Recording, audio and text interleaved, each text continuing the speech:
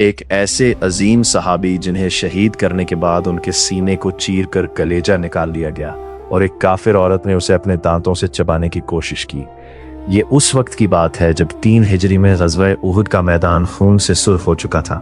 قریش کی فوج میں ایک عورت کے دل میں انتقام کی آگ بھڑک رہی تھی۔ اس عورت کا نام ہند بنت عتبہ تھا۔ بدر کے میدان میں اس نے اپنے باپ عتبہ، چچا شیبہ، بھائی ولید اور بیٹے حنظلہ کو حضرت حمزہ رضی اللہ عنہ کے ہاتھوں کھو دیا تھا۔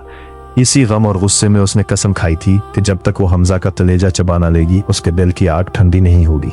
اسی ارادے سے اس نے اپنے تمام زیورات ایک حبشی غلام وحشی کے حوالے کر دیے اور کہا کہ اگر وہ حمزہ کو قتل کر دے تو اسے آزادی مل جائے گی۔ حضرت حمزہ رضی اللہ عنہ کی پگڑی پر ہمیشہ رنگ برنگے مور کے پر لگے ہوتے تھے اور دشمن انہیں دور سے دیکھ کر ہی کانپ اٹھتے تھے کہ شیر خدا میدان میں آ گیا ہے۔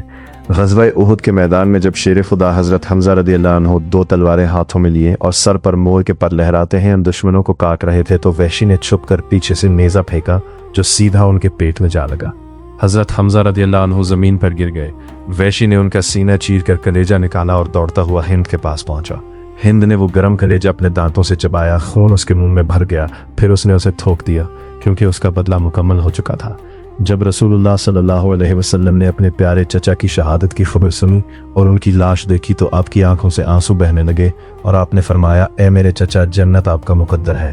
وقت گزرتا گیا اور پھر وہی ہند فتح مکے کے دن کلمہ پڑھ کر مسلمان ہو گئی اور رسول اللہ صلی اللہ علیہ وسلم نے اسے معاف فرما دیا۔